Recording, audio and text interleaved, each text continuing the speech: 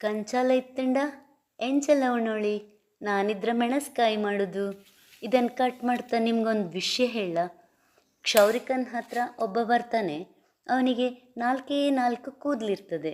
Barber ಕೇಳ್ತಾನೆ, ಇದನ್ನು cut ಮಾಡ್ಲಾ ಅಥವಾ ಕೌಂಟ್ ಮಾಡ್ಲಾ ಅಂತ.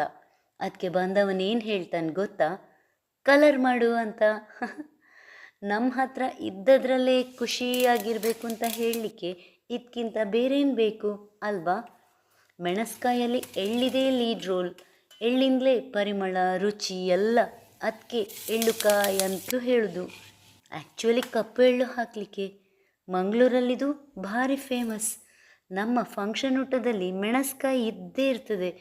ಹೊಟ್ಟೆ ಎಷ್ಟೇ ಫುಲ್ಲಾಗಿರಲಿ ಇದರ ರುಚಿ ನೋಡೋದೇ ಬಿಡೋದಿಲ್ಲ, ಅಷ್ಟಿಷ್ಟ. ಯಾವುದ್ರದ್ದೆಲ್ಲ ಮೆಣಸ್ಕಾಯಿ ಮಾಡ್ಬೋದು ಹೇಳಿ? ಮಾವಿನ ಹಣ್ಣಿದು, ಅನನಾಸಿದು. ಮತ್ತು ಗೊತ್ತಿದ್ರೆ ಕಾಮೆಂಟ್ ಮಾಡ್ತೀರಲ್ವಾ? ಕಂಚಾಲದ ಮೆಣಸ್ಕಾಯಿ ರೆಡಿ. ನೀವು ಟ್ರೈ ಮಾಡಬೇಕಲ್ವಾ ರೆಸಿಪಿ ಸೇವ್ ಮಾಡಿಕೊಂಡು?